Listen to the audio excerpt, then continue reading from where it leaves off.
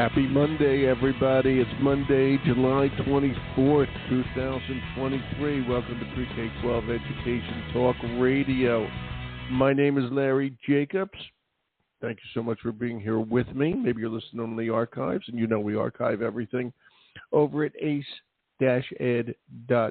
and that's the home website of our American Consortium for Equity in Education. Go over there, you'll see our magazine, all of our podcasts, learn about our Excellence in Equity Awards. Everything we do is free over there for educators, so please just go over, check it all out. You'll enjoy it, okay? And you'll enjoy something else. That's today's show, okay? I've got Doug Roberts here, my old friend. He's the founder and CEO of the Institute for Education Innovation. I have it linked right up here on site. He doesn't collect them. He connects leaders in school districts. This is really such a good thing they do with ed tech companies to drive change in education.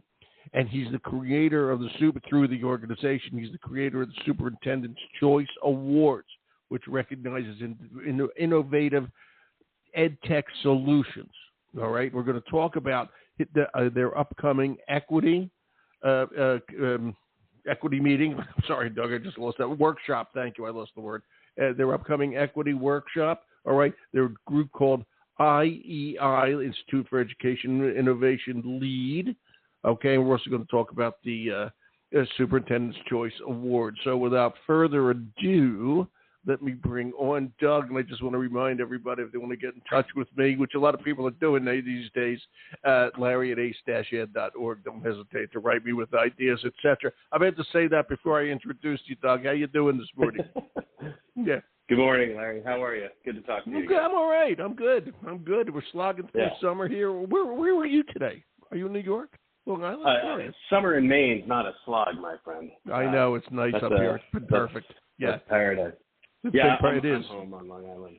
I've been away. We had our big summer institute last week with about 60 superintendents around the country. So good to be back home. Where was it? Sonoma, California. That's hard to take. Yeah, it's rough. Speaking of beautiful places, you want to talk about that for a second? I know it's in the past, but yeah, sure. We can start there. Go ahead. No, it was a really powerful week.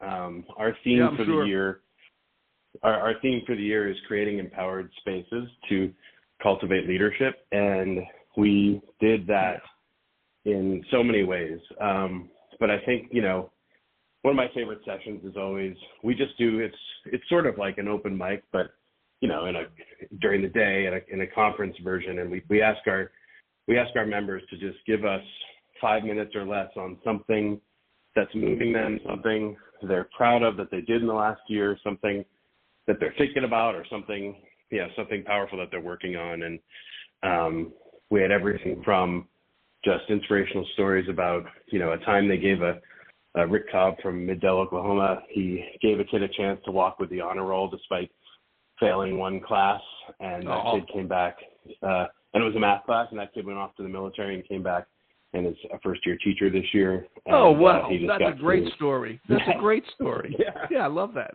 You have stuff like that, and then you have stories about strategies that Jeff Dace is using in Decatur, Illinois to get kids mobilized and motivated around some of these things that usually adults only care about, like assessments and progress monitoring. And, and then Barbara Mullen from Rush, Henrietta, New York, talking about how the very intentional steps she took in the first few months to make sure she branded herself as a leader within the community, but also to build relationships and establish herself in a district in New York where she's not from, where she moved from Rhode Island. So I don't know. There was just a lot of energy, and those of you who follow us on social too, we also have a little karaoke singing at our summer summit. So it's always a good time when the suits are there are no kids in classrooms, so they're able to really kind of unplug. A lot of them bring their families with them, and then they stick around a couple of days and enjoy wherever we are. So it's a nice. It's a great idea. It's a great idea. Hey, Doug, we want to do a bike ride together, like. Wellness is big for us too. So. What's the lion in the Lion King? You're like Simba with the pride there. You're in charge of the whole thing. incredible. Yeah. Well, we hear a lot of talk, and I know there's 12,000 superintendents. We're talking about 60 of them, and these are the 60 are very active, good superintendents, as so many others are. Probably couldn't make it. But I'm just curious. We're hearing a lot about it's a tough job these days. Teacher retention, what's going on out there, all the politicalization, et cetera. What was your takeaway from that, just from talking to the gang anecdotally, if I may? The simple question, how are superintendents viewing education these days?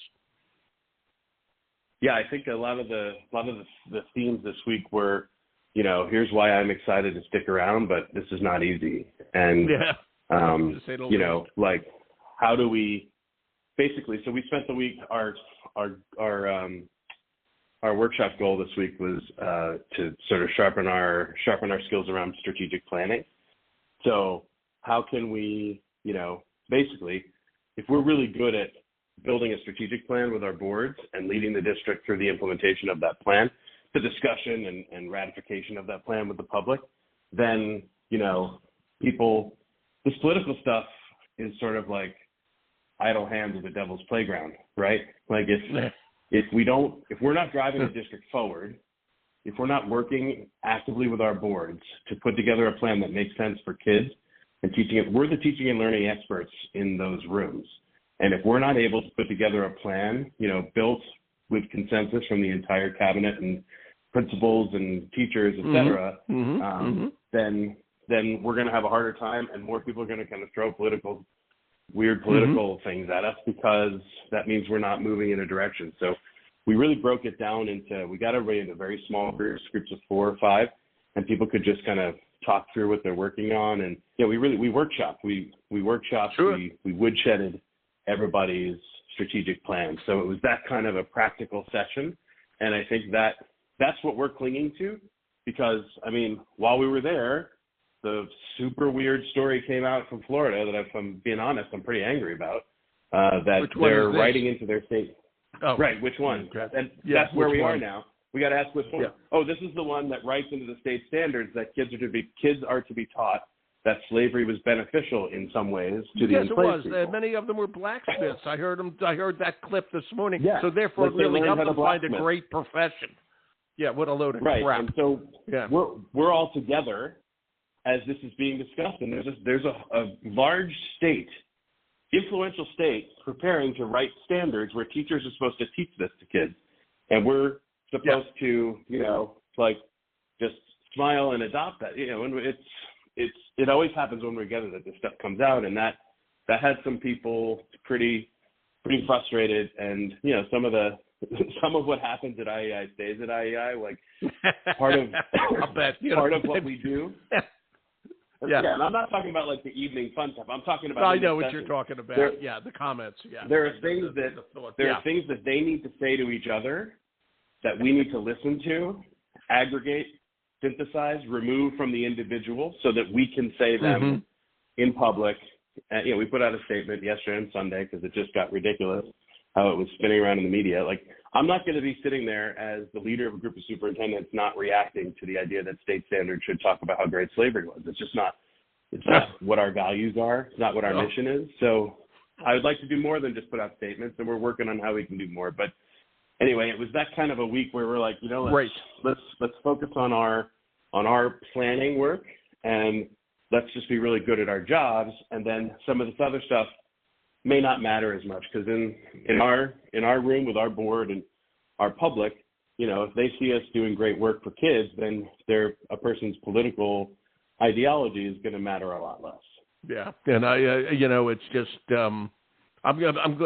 we just got to get this together. I'm going to leave it at that. I watched that clip again today of DeSantis saying that impossible to understand comment. Okay, then blames the Florida Department of Education. He blames them, okay, rather than himself. Well, it wasn't political. This was a group of scholars who put this together.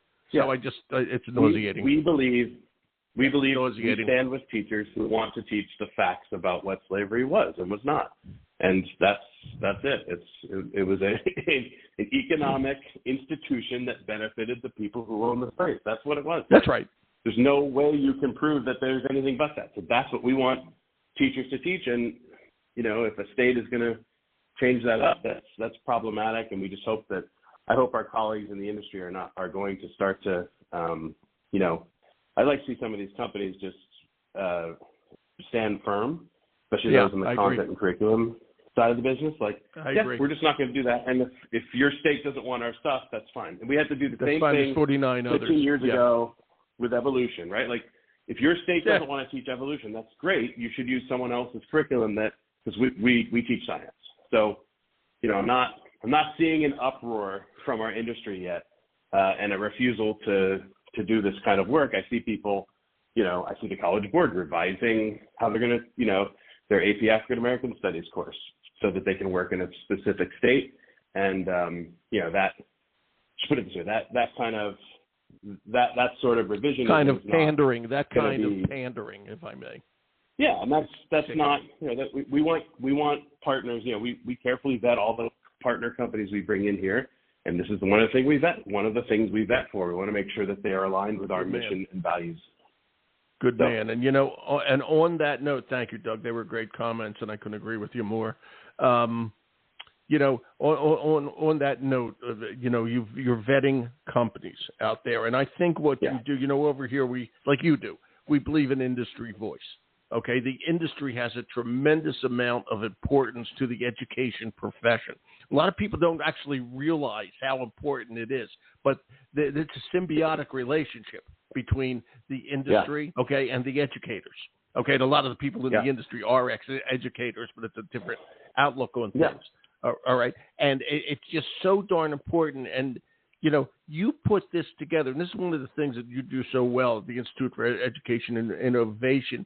You put, I said at the beginning, you connect leaders in school districts with the ed tech companies. And you had to send me a note to subtitle the show, Helping to Create the Next Generation of Leadership in PREK-12. Okay? And I changed it. I put it down, you're helping to create the next generation of education, not just leadership. Education. Because, no, I'm serious, because you just said it, okay? You hope that some companies will not stand for this sort of stuff. We got to make sure that the next generation of education products and education philosophy deals with equity and innovation, not politics.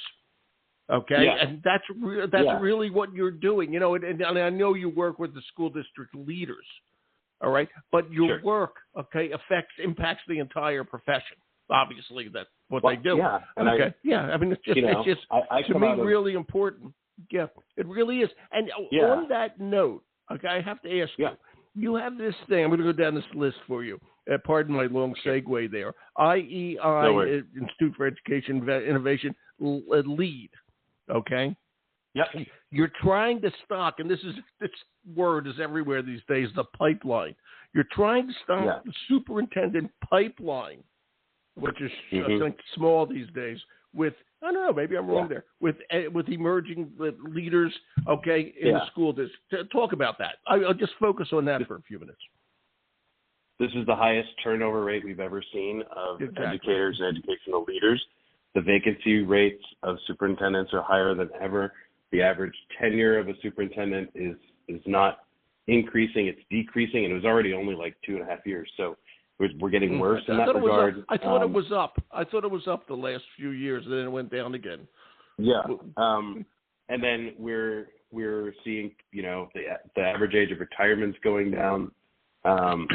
We are retirement by SUPs and teachers. People are just deciding, the minute they hit that first threshold, they're hanging it up. And we're seeing a declining interest in coming into the profession because, as work from home becomes the way that we work as professionals, more people are saying, you know what, I don't know if I want to put up with all this. And then the RAND study, when I don't put up with this when I can sit in my house and, do something else in my shorts and polo shirt. On top of that, how did you know what I was wearing? How did you know what I was wearing? Me too. The RAND Corporation you know me too well. Yeah. Did this study of superintendents over the last several months and found that, this high rate of many of them are considering retiring early. And the top thing that's making them consider retiring early is all this political stuff that they don't know what to do with. Teachers are saying they don't. So anyway, how do we solve this? We're not going to get the political stuff to stop politicking. So what we can do is, use our network and our influence, take this amazing group of superintendents, and we have a bunch of former soups and retired soups in our community now too, and just flip ourselves into the most active, most prolific network of coaches and mentors that we can be. Go and intentionally seek people who we think have the talent and skill and aptitude and personal makeup to do this job. Go find those people and go kind of help them grow their skill set and their confidence to become the next school principal, or the next district office person. And specifically, a lot of folks will end up at district office because they're kind of on a journey somewhere. They get picked to go take a job in an office, or they have a specific skill set. But there are a lot of aspiring superintendent academies out there, including ours. IEI Lead is an aspiring superintendent program. Ours is taught by soups for soups.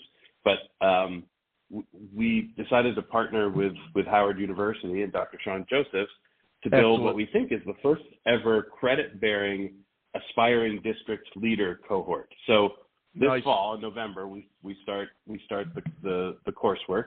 And so we have a track for aspiring soups, but a track for people who say, maybe I'll be a soup someday, but right now I'd like to be a chief academic or a director of student services. And there's like one admin path. And obviously the credits that you earn with IEI Lead are one part of the package. We're an evening executive level course to learn kind of the practical, how it works to be a district administrator from soups and other district administrators. It's a community-based learning opportunity. There's a practical research piece, action research piece is part of the credit-bearing piece that you have to do in conjunction with Sean Josephs at Howard. But everybody gets credit coming out of this thing, and it's not particularly expensive, and the relationships that get built will be the underpinning of your career in educational leadership. And the IEI Lead grads that have gone into superintendent jobs, including someone I mentioned earlier, Barbara Mullen, Patricia Royals just starting in Pawtucket, Rhode Island. James Boyd is now running the KIT Mississippi Delta program. We have these graduates placed in these amazing jobs all over the place. And, those that haven't yet been placed, we're working on it. But part of how we do it is through, part of this program is how to position yourself for the right job, how to find the right job. And then this, when you graduate out of IEI Lead, you become part of the IEI community. There's 150 superintendents around the country who've got your back, and we help each other. They do. And, yes. Network, professional learning community. Professional community. If you're one of those people who can move for a job, if you can relocate, then our network is all over the country, and it's I don't want to knock any of the headhunters out there, but it could be a great complement or supplement to your superintendent recruiting headhunter who's going to work their sort of more traditional channels. Plus, this is like, hey, my friend in the next county over is thinking about retiring and they're looking for somebody. And that network effect is a big part of how we deliver results for IEI Lead grads. And it's our way to ensure that we have a pipeline of good people moving into educational leadership. You got to go find that teacher and say, listen, I think, and we specifically have to go look for people who don't match the current majority demographic of superintendent, which is middle-aged white guy. We got to go find people who might be younger. That's right. We got to make sure we aggressively go find women and people of color and say gender and racially. Yeah, because people see, if you go to this is not at all a knock. AASA is a great organization. We're happy to be part of what they do, but just demographically, it's mostly middle-aged white guys. So if you're looking at that and you're at that event and you're thinking, and you're a young person of color and you're thinking, well, this is what superintendents look like. I don't look like that. We have to go and work against that and say, no, it doesn't matter what you look like. What matters is, do you want to do this work? And here's a whole network of people. IEI Lead is fairly certain the most diverse aspiring superintendent program out there, especially in terms of who are the coaches and mentors. It's a truly, there are people, a of all different kind of cultures, backgrounds, races. And we've specifically worked to build that coalition. This is a group of people. There's somebody in here that looks like you, regardless of what you look like. And yes, you too can be a superintendent. And we've worked hard at it. And I'm really, we spent a lot of time making sure that the curriculum is right and that the coaching and mentorship piece is right. So looking forward to it. Absolutely excellent. I'm going to ask you this before we switch to another topic, but regarding IEI lead, okay, was there any talk about looking for school district leaders from outside the profession? All right. I'm curious about that because, I'll just say it this way, as much as I respect the education profession, please don't misunderstand that. Yeah. Okay. There are people, who might fit as a leader, if I may. Okay, and with enough people supporting them, understanding education. Okay, was there any talk at all about that? I'm curious. Of course, but I wrote an op-ed a bunch of months ago arguing that we should get rid of the admin credential program. Like, what is it? What is that credential doing? I mean, if you go, you go talk to people. Real talk with superintendents, they're going to tell you that their admin credential was just something they had to do in order to get the job. Exactly. And they wanted the job. Thank you. So, but until states start kind of, this leadership pipeline crisis might push some states to say, they have to. That's why I brought it up. Yeah, that's why I brought it up. Alternative path. Now, here's your challenge. A superintendent has to. We have a couple of people who came not through teaching to superintendent, and it's tough. They have to have a number two who is like a through and through teacher. Exactly. You have to be, agree. Because you've got to be the instructional leader, and if you're not, then your number two has to be super strong and has to be a very credible instructional leader, or else it's going to be very difficult. So agreed. But honestly, a lot of superintendents, they were. It's not like they were all math teachers, right? A lot of them, in fact, typically a lot of them were. Thank you. Yeah, elective teachers. The business side is hard. Teachers. Okay, the budget side is hard, et cetera, et cetera. I was a social studies teacher. I mean, let's just use me. I was a social studies teacher. I had one math course. How would I be at budgeting a 13, the biggest budget for any town? Okay, I would be absolutely horrible. I'm just saying, we shouldn't overstate the importance of teaching experience, but it is important. And it's also really important. If you're going to, it's like, I hate using military stuff, but sometimes it just works. The guy leading the battalion needs to have known what it was like to be in the trenches fighting the war. And because that builds credibility with the people you're leading. And so it's not that teaching's a war. I hate that. I should not have used military, but you know what I'm saying, right? Like when the superintendent was a third grade teacher or a high school science teacher or a guidance counselor or whatever, or a special ed teacher or whatever he or she was, that helps with the instructional leadership. So, but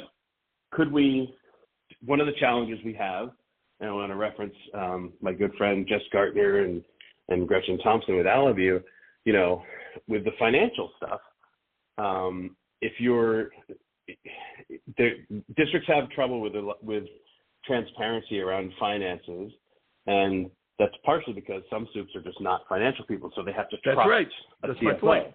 And right, and so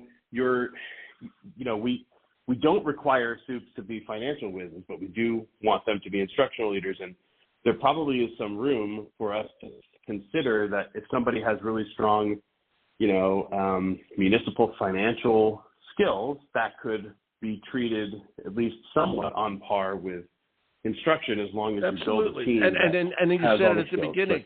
You said at the beginning, in this day and age, where the pipeline is so small. Yeah. Well, I know you're doing a lot of work to do large things, but the pipeline is small. Okay. And I know, but we got to look at changes. We got to look at changes, and I just don't want people to have a closed mind. I want to ask you something. I want to swing to another topic, and thank you for all your insights on that. Okay, good. And I'm going to ask you about this, and two more topics to do. But the one is coming up. Okay, you've got the institute. You've got your institute's equity workshop. We're the Consortium for Equity in Education. Okay, this is coming up next week, August 3rd and 4th in Annapolis. Good town to go during the summer. Okay, fun place. All right. Yeah. And Talk about that. Let me just say it that way. So who do you want to come? Dr. Mark, what's it about? That sort of stuff. Go for it. Yeah. Yeah. It's free for educators. There could be a spot or two for partners if they want to talk to us. Give us a holler at ieilead.com. But so this is an event that was built by. This is something I think we do that's pretty unique. Our members come to us sometimes and say, "I've got this idea," and I come out of the yes and philosophy, which is something I learned as a kid in my high school improv theater courses. But yes, I said yes, and what do you want to do? And so Dr. Bedell, who's currently in Annapolis, he was in Kansas City at the time. Dr. Lavelle Brown from Ithaca, and Tracy Davis, former soup from Washoe County, Nevada. Wait, Lavelle is superintendent of Annapolis now? Did you say no? Mark Bedell is in Annapolis, in Anne Arundel County. Oh, okay. I'm sorry. Lavelle Brown I misheard you. Tracy, that's okay. Tracy's out in Nevada. Anyway, they came to me and said, we want to host an Equity Institute where any educator can come, where superintendents can be kind of the instructors, the coaches, the facilitators of the session, and we want to invite everybody all across the country. And I said, great, sounds good. Let's just figure out how to, fund it. Let's make sure we don't lose our shirts on it.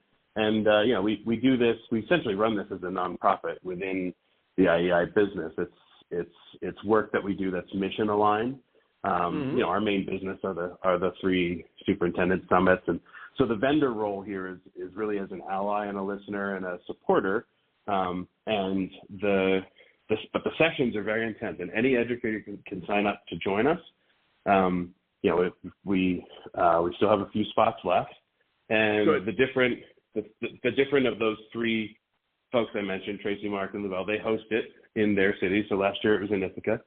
This year we're in Annapolis, and it's last year someone described it as feeling like church. Oh. So I don't know how to. I assume that's good. Yeah, I assume that's good. Yeah. Yeah, it's very reverential. It felt like secular church. Like it felt like we're here to because in that way that I think people it's a Quaker type meeting. Yeah, like that, right? People were coming together and fired up and moved and telling stories and sharing powerful stories about how they overcame, obstacles to equity on behalf of either themselves or their students. Or it's a place to come and say, I've got this issue in my district, and I don't, because it's not all superintendents. Soups are like the speakers, but you might be a principal and you're sharing. I'm trying to get my district to this or that, and they won't. And can you help me? And it's an event to really just talk through how we build more equity in our public schools. And it's a 2-day, but it's a major networking, major community building.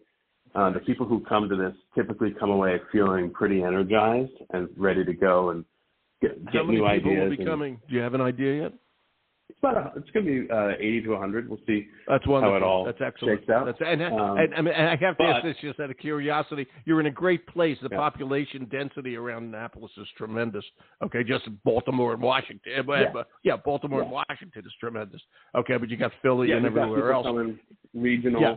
But there are people coming in from around the country too. Michael Hinojosa, Michael Hinojosa is the keynote from former Dallas Soup, and his message is always powerful. And, he's great. He's a good man. Dr. Gustavo Valderas, who's the president of AASA, he'll be speaking, and his story and journey is, we have the son of migrant farm workers is now the president of our National Superintendent Association. Isn't that amazing? Isn't that wonderful?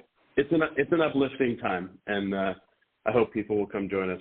We work hard and play hard at that site. Right, and you can just Google IEI's Equity Workshop 2023. Okay, so please, you can register there, but it's Institute for it's IEI.com. We'll get you to where you need to go. That's no. IEIK12.com. IEIK12.com. We'll get you all that info. I apologize for that. But it's free. Wait, are you sure of that? Wait, are you mixing up your Twitter with your which do you want? IEIK12. IEIK12.com. And it's free for educators, so sign up. That's it. Okay, I just want to make sure we got the right one in there. Okay, and I'll put it up here as well. Thank you. All right. And finally, this is great, Doug. I'm really enjoying this. Let's talk about, and I hate to rush through each thing, but we have a time limit here, the Superintendent's, the Soup's Choice Awards, okay, which is nice. It's a nice, good thing and fun to run. Go for it. Yeah, Soup's Choice was one of the, it's everything about our mission kind of boiled into one small little package. The idea, I started this with the idea that the industry could and should spend more time listening to superintendents. Superintendents understand every aspect of the public school system, from the business stuff, the financial stuff, to what it is to greet a group of students every morning at the door. And for that reason, the idea that, our industry would bypass these folks and say, oh, they don't get technology was insane to me. And so we started Soup's Choice once we had enough membership and we had a big enough brand that people would sort of hear about it. We started Soup's Choice to be the implementation of this idea and vision that superintendents should be among the most trusted voices around what works and does not work in public schools. And so we created a vehicle for any company, whether you're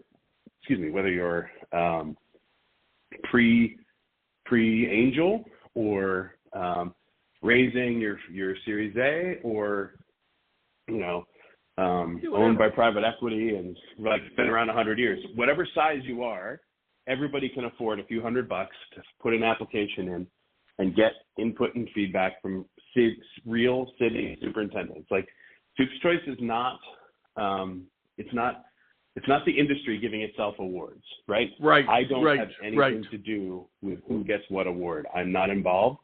I don't find out until I have my tux on in December in New York City and I read the winner. We did decide to have a lot of fun having a gala and selling tickets and having anybody can go to soupschoice.com and buy a ticket to come to this thing on December 8th in New York. It's a great time. Maybe Education Talk Radio wants to cover it. We'd love to have you. Maybe so. Let's talk about that. Not now, but let's talk about it, you and I. Yeah. Either way. That might be fun. That might be fun. It's a fun night. We get student performing groups, and this year we're getting a band because last year everyone started to want to dance, and so we were just like DJing from somebody's iPhone. Great. So we got a real band this year. Anyway, yes, superintendents do dance, ladies and gentlemen. They do dance. Yes. But Soup's Choice, it's so important, I think, for us to award, particularly the new things that people haven't heard of. It's a level playing field. Every company gets a shot to win in their category. There are a bunch of categories. And we've had the winners there was only one repeat winner last year. And everybody else, it's turned over. So we've had companies who came out of nowhere that no one had ever heard of that now have a bunch of work with school districts, like Robin and Scribble and Robocon and Magma Math. These companies all put themselves on the map by winning this award. And then you have other companies like ClassLink, which got rewarded for just being really solid at what they do. Is that Vlada's company? Have I got the right company? ClassLink is Bear Jackian is the founder. Okay, right. Excuse me, got the wrong company. Yeah. Yeah. Right. And like Alavine was kind of, on their island with financial stuff because they do it so great. But like, if there's someone else out there, they're going to get a fair shake. But either way, whether you get to be, we're announcing the finalists at EdTech Week in New York in September. So everyone can tune into that. We'll announce it on our YouTube channel and on social and all that. But we'll announce the finalists. So there's at least 2 finalists in each category. So if you're a finalist, you get a bunch of, great accolades and everyone knows about you. And then there's a winner. So you get to kind of have the Soup's Choice badge on all your marketing stuff. But even if you don't make finalists, you're going to get comments and feedback from a group of 5 or 6 superintendents who really care about our partners. That's sort of our calling card, is that IAI superintendents take a real interest in helping these companies be better at serving kids, because if they're better at serving kids, our members will be better at serving kids. We count on these vendor partners to help us learn and grow and be better, and they're all experts in their field. So, for a few $100 to get, maybe I'm crazy, but when I was before I did this stuff, when I was a young pup, I just left teaching and I was in K-12 sales with Amplified and wireless generation. I would have done anything to get 5 superintendents to look at my product and give me some feedback on it. And exactly. I had a whole job doing that, and now I've tried to package this into a $500 thing so that every company out there deserves to get access to superintendents, but if you do it, you got to do it the right way, and we have the channel for you. So if you're looking to get superintendents to look at your product, there's no better, no more cost-effective way to do it. Don't go invest in sitting in a booth at some conference. Spend your money on Soup's Choice. Throw in applications for several categories. You will get a look. You will get input. It'll help you grow your business. Absolutely. I couldn't agree with you more. You got a great business here, Doug. And by the way, everybody, Doug grew this. He founded it, and he made this happen. He's got a good team around him, but believe me, he started this whole thing. Thanks, Doug. I mean it, Doug. We've known each other a long time. You know, the Institute for Education Innovation is what it's called. Okay. Now let me get I want to get the website right. It's IEIK12.com. K12.com. Okay, we got that. I'm going to put that up here. I don't know whether I have it right. And, okay, I'm going to make sure we're super active on LinkedIn under Institute for Education Innovation or me, Doug Roberts. You can see all the stuff we're doing up there. Yeah, it's good stuff. I tell you, it really matters. You're making a difference, my friend. You got to be happy about that. Got to be happy about that. And good luck. We work hard. Yeah, I know you do. And good luck, by the way, with the equity workshop next week. I hope a lot of people show up. Okay, it's important Thanks, Larry. stuff. Appreciate it. Okay, thank you, Doug. Have a good rest of the summer. We'll see each other soon. Okay, thank you. Be well. All right. You too. Bye. Bye.